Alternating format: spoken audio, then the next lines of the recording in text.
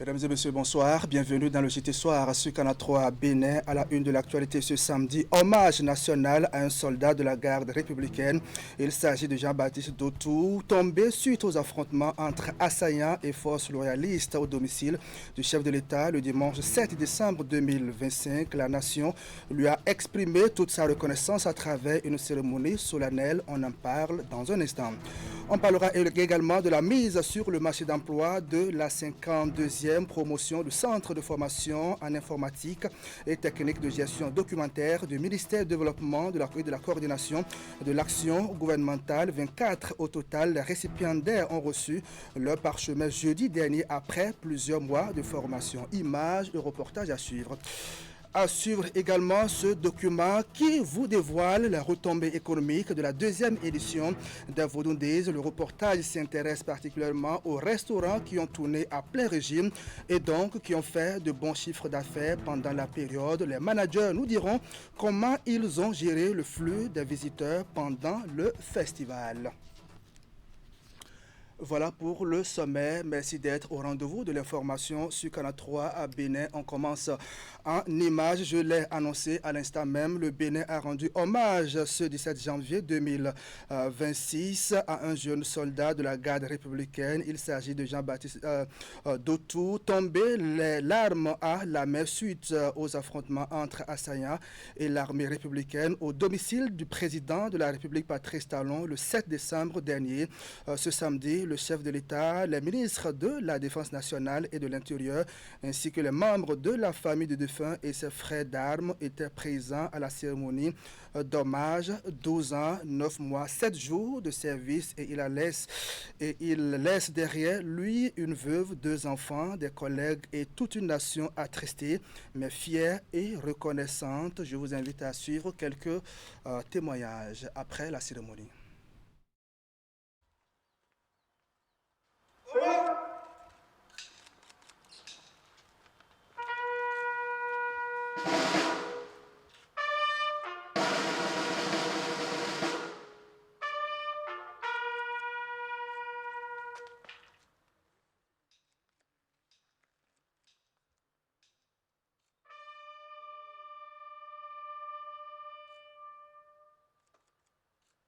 Comme vous l'avez constaté, l'émotion est trop grande. Et je n'ai pas beaucoup de choses à dire, seulement Jean est parti, mais il est encore là. Je remercie le Seigneur. Il est tombé sous mes yeux et le voir partir et surtout partir définitivement aujourd'hui, c'était difficile pour moi.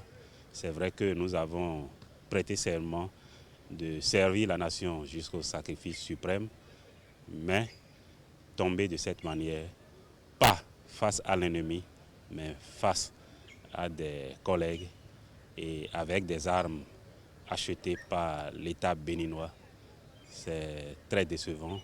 Et en tant que chef militaire, j'ai de l'amertume pour ce qui est arrivé et je suis vraiment énervé face à ce drame qu'on pouvait éviter.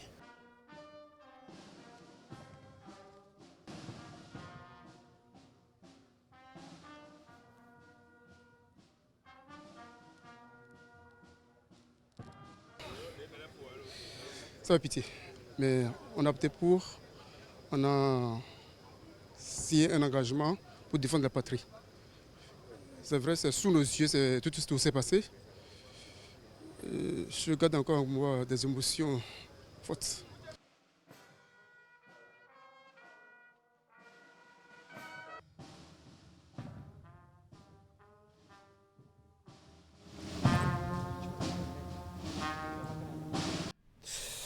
Et d'un hommage à un autre, ce vendredi, le Bénin a rendu hommage à ses héros à l'occasion de la célébration des martyrs du 16 janvier 1977 et des soldats tombés sur le théâtre de l'opération Mirador au nord du Bénin. Une cérémonie solennelle de dépôt de gerbes s'est déroulée au jardin de Mathieu. C'est ici à Cotonou.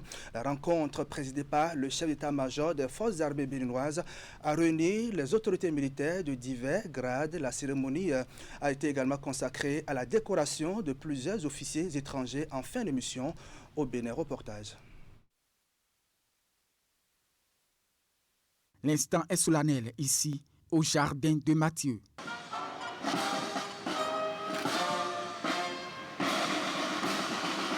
En ce 16 janvier, la nation béninoise honore la mémoire de ceux qui ont payé le prix ultime pour défendre sa souveraineté.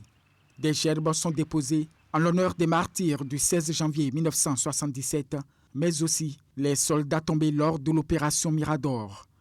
Un geste symbolique pour rappeler le courage de ses fils et filles. Aujourd'hui, 16 janvier 2026, nous avons une pensée pour tous ces martyrs qui sont tombés au nom de la République, au nom du Bénin. Vous savez, le 16 janvier, nous l'avons retenu pour rendre hommage à nos frères d'armes qui sont tombés au cours des diverses missions dans lesquelles ils sont engagés. S'engager, c'est un sacerdoce. S'engager, c'est fricoter avec la mort au quotidien. Cette journée de souvenir est aussi un moment de reconnaissance aux soldats étrangers en fin de mission au Bénin. Ces 5 officiers des forces armées de la France, des États-Unis, du Royaume de Belgique, du Royaume du Maroc et du Nigeria reçoivent la médaille de la défense nationale à titre exceptionnel. Une distinction qui salue leur contribution au renforcement de la coopération militaire et diplomatique. Nous sommes très fiers de pouvoir apporter notre petite contribution dans ce combat. Parce que ce combat n'a pas que des effets négatifs sur le Bénin, mais un effet négatif sur tout le monde. Donc nous sommes contents d'être côte à côte avec vous pour mener ce combat. Cette médaille est une reconnaissance ça montre que nous sommes dans la bonne voie. Un grand merci au nom de tous les attachés de défense accrédités pour le Bénin. Cette cérémonie rappelle que la paix et la sécurité se construisent, un héritage que les forces armées béninoises préservent au quotidien. Pendant ce temps, le directeur général de la police républicaine monte en grade et vous allez le voir, le contrôleur général de police récemment promu, inspecteur général de 2e classe de police, a officiellement porté ses 2 étoiles ce vendredi.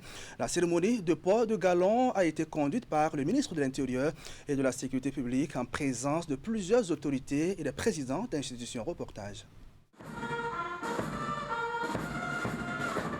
La présente cérémonie est un franchissement de cap qui résonne comme l'aboutissement d'une vie entière dédiée à la protection de la cité. Sous le regard solennel des plus hautes autorités, le contrôleur général de police Kokou Brice Alowanou accède officiellement au rang prestigieux d'inspecteur général de police de 2e classe. Inspecteur général de police de 2e classe, Kokou Brice Alowanou. À vos ordres, monsieur le ministre.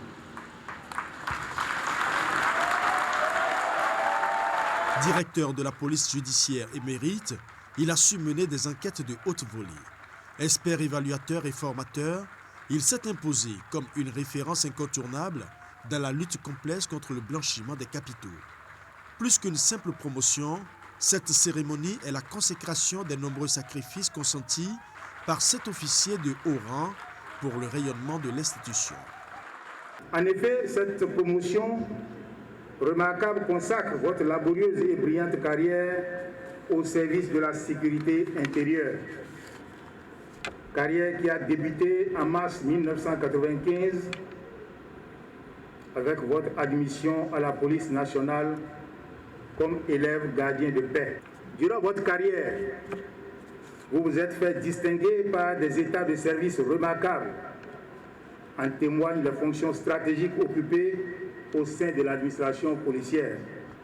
Cette promotion est, monsieur l'inspecteur général, le couronnement d'une carrière bien remplie, faite de persévérance, de mérite, de probité et de loyauté vis-à-vis de l'État.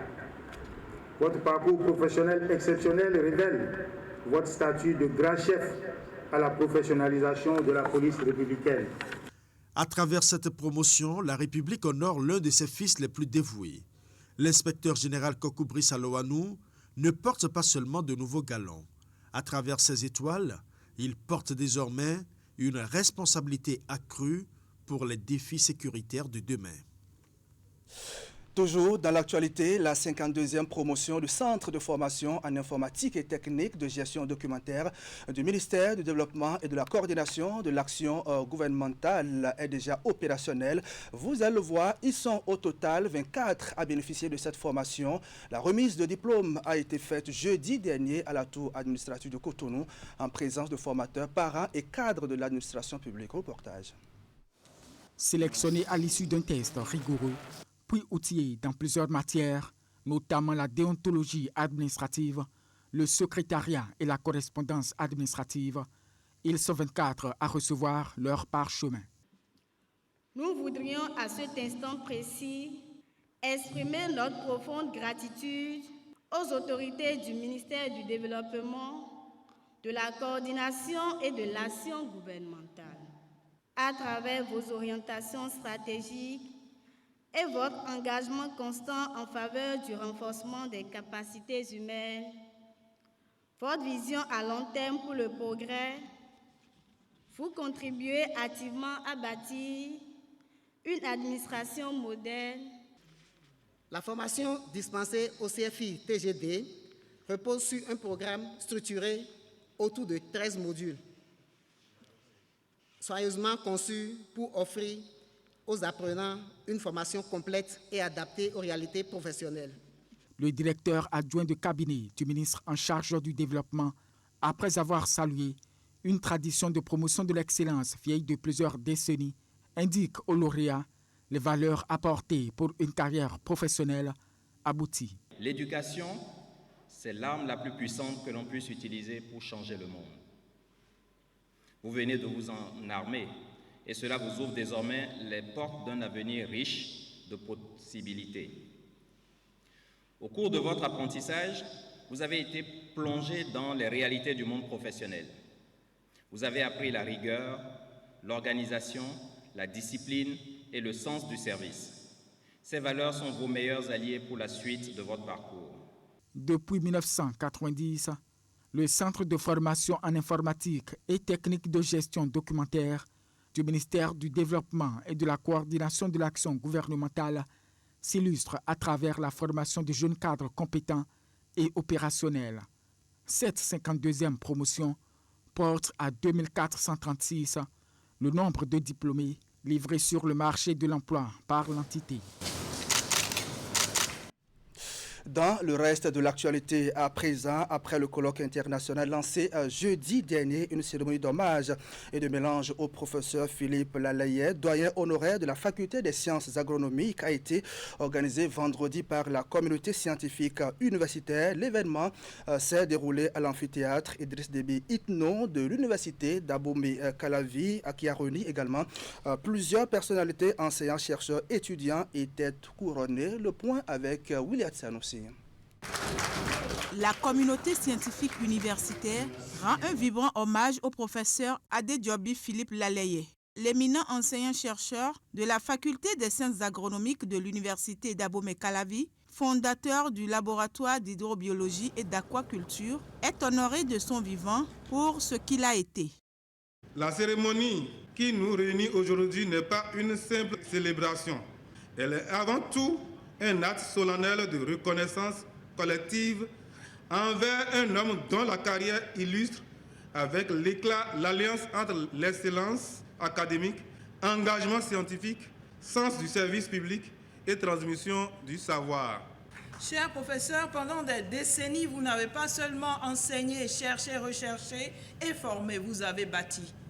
Vos travaux font aujourd'hui autorité et honorent durablement notre communauté scientifique, tant sur le plan national, continental qu'international. Tour à tour, enseignants, chercheurs, étudiants et autres personnalités se sont succédés au pupitre pour témoigner du parcours exceptionnel de l'homme. Monsieur Philippe Lalaye, effectivement, comme mon prédécesseur l'a dit ici, c'est un homme de cœur. J'ai fait plusieurs batailles avec lui. Professeur Lalaye, nous sommes fiers de vous. Les valeurs et compétences que vous incarnez demeurent précieuses pour notre pays. Architecte silencieux du profil scientifique de plusieurs générations de cadres, le professeur Philippe Laleye, reconnaissant envers tous, laisse une empreinte indélébile dans le développement agricole et halieutique du Bénin et même au-delà des frontières. Je suis rassuré que la mission sera poursuivie par vous avec sérieux et détermination, avec la rigueur. C'est très important. Je vous encourage donc à continuer à partager la connaissance et à former pour la relève. Né dans la ville de Kétou, dans le département du Plateau au Bénin, Philippe Laleye, admis à la retraite après 30 ans au service de la science, est marié et père de 4 enfants. Le souhait de tous est que l'héritage scientifique, humain et institutionnel de ce pilier de la FSA se poursuive et se pérennise. Au cours de cette cérémonie d'hommage, vous allez le voir, plusieurs invités ont parlé de l'homme qu'est le professeur Philippe Laleye. Je vous invite à présent à suivre à ce propos la professeure Delphine Adandedjan qui a également fait valoir ses droits à une pension de retraite. Elle est suivie de Lucie Sessinou qui est le maire de Kétou. Le roi de Kétou a également livré son témoignage. On va tous les écouter au micro de Wouliat Sanoussi. Professeur, votre nom est indissociable de ce laboratoire. LHA. Vous n'avez pas seulement créé un laboratoire, vous avez bâti une institution scientifique, un espace de formation, de recherche et de transmission de savoir qui a marqué durablement l'hydrobiologie et l'aquaculture au Bénin et partout ailleurs dans la sous-région. J'ai vraiment apprécié la cérémonie qui s'est déroulée en son honneur.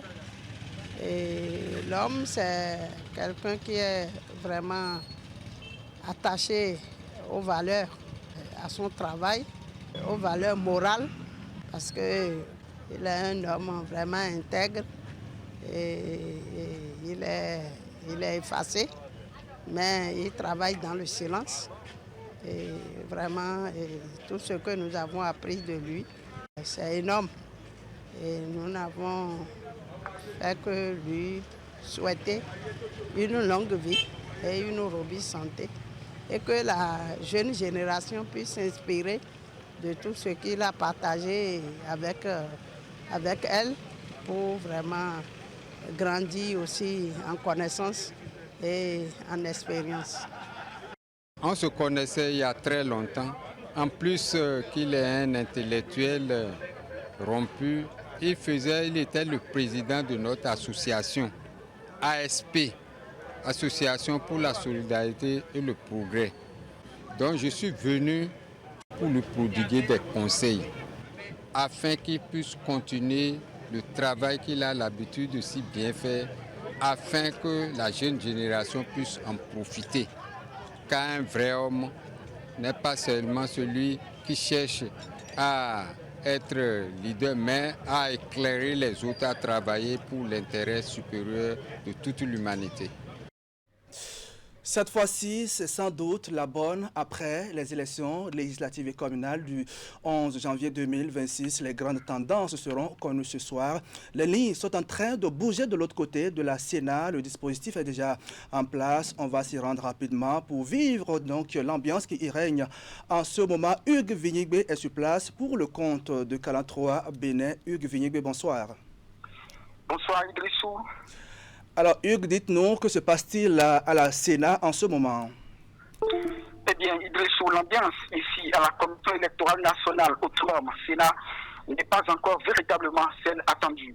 Dans la salle apprêtée pour la proclamation des résultats des scrutins couplés du dimanche dernier, les caméras positionnées et les professionnels des médias assis attendent impatiemment le président de la Sénat, Taka Lassia et sa suite. Il faut dire que les organes de presse sont mobilisés pour la plupart depuis 17 heures. Cependant, pour l'heure, loin de s'ennuyer, ça bavarde et ça rigole. Fatigués de garder la même posture, certains confrères se lèvent pour se dégourdir les jambes. Voici en quelques mots l'ambiance qui prévaut ici à la Commission électorale nationale autonome où nous attendons à ce que la proclamation des résultats soit effectuée cette nuit. Hugues, est-ce que vous avez pu avoir quelques informations dans les coulisses par rapport à la proclamation de ces grandes tendances? Idrissou, pour l'heure, nous ne pouvons pas, nous n'avons aucune information, j'allais dire, rien ne s'est encore filtré, j'allais dire. Donc nous n'avons pas encore d'informations en ce qui concerne ce qui se passe dans les coulisses. De toutes les manières, les professionnels des médias sont mobilisés et attendent impatiemment ce qui va se passer dans les minutes ou les heures à venir ici à la Sénat. Merci à vous, Hugues Vignibé. En tout cas, dès qu'il y a donc de nouveau, vous êtes appelé à partager ces informations avec nous. Bonne soirée à vous, Hugues, de l'autre côté de la Sénat. Merci, Idrissou.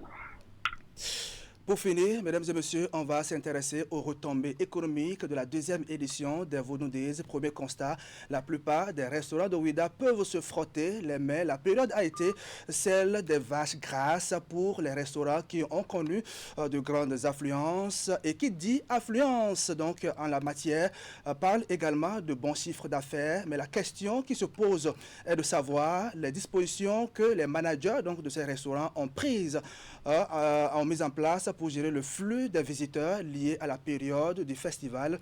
Nous allons le savoir avec Vigile Arodayon qui nous conduit à Ouida, première escale cabane du Centre culturel des rencontres internationales. 10 heures à la cabane du Centre culturel des rencontres internationales, CCRI de Ouida. Les 8, 9 et 10 janvier dernier, à pareil moment, le Festival international des Vodou Days battait déjà son plein. En dehors des sites dédiés, il y avait du monde un peu partout dans la ville, notamment au niveau des restaurants. On était obligé au fait de renforcer nos équipes, donc prendre du personnel au fait en extra pour nous permettre au fait de faire face au fait à ce monde au fait qui est un peu plus que la clientèle habituelle. En matière d'offres de services, je pense que nous avons maintenu le standard habituel, mais également au niveau au fait des besoins, nous avons augmenté un peu nos besoins au fait en termes de stock. À l'instar de la cabane du CCRI, la plupart des restaurants de Ouida ont connu des chamboulements dans leurs habitudes pendant la période des festivités. Nous avons essayé quand même de gérer au mieux l'affluence que nous a offert cette opportunité. Nous nous sommes préparés. On a fait l'équipe en conséquence, de jour comme de nuit. Par exemple, au menu des 3 jours, à quelques exceptions près, nous avons proposé par exemple du djongoli avec du doevi, du atassi avec du ja et du poisson, du bomio pour les braisés, et nous avons aussi proposé du mantenga avec télibo. Ici, on est resté focus sur l'objectif de la restauration et de la sauvegarde du patrimoine culinaire du Bénin. Toute modestie gardée, la satisfaction elle est totale. Déjà pour les découvertes des plats, ils sont vraiment contents. Ils reviennent, il y en a qui ont mangé sur les 3 jours ici. Et les mêmes repas, nous ne pouvons que rendre grâce aux mains de nos ancêtres qui nous ont égayés et qui nous ont bénis sous cet angle. En dehors des restaurants, la période des Vodou Days a été également favorable au petit commerce. L'organisation de cette année est meilleure à celle de l'année dernière. Nous avons bien vendu pendant la période. Bravo au chef de l'État. Les Vodou Days représentent une opportunité particulièrement pour les restaurateurs. Le flux important des visiteurs que traîne le festival permet à ces derniers de faire de gros chiffres d'affaires et c'est à bon droit qu'ils souhaitent tous avoir ce type d'événement à Ouida, si possible, plusieurs fois dans l'année. Voilà, mesdames et messieurs, ainsi va le Bénin ce samedi 17 janvier 2026. Merci à vous qui nous suivez depuis Odometa, c'est à Kétou. Merci de votre fidélité au programme de Canal 3 Bénin. On va se retrouver demain à 19h30. Bonsoir chez vous.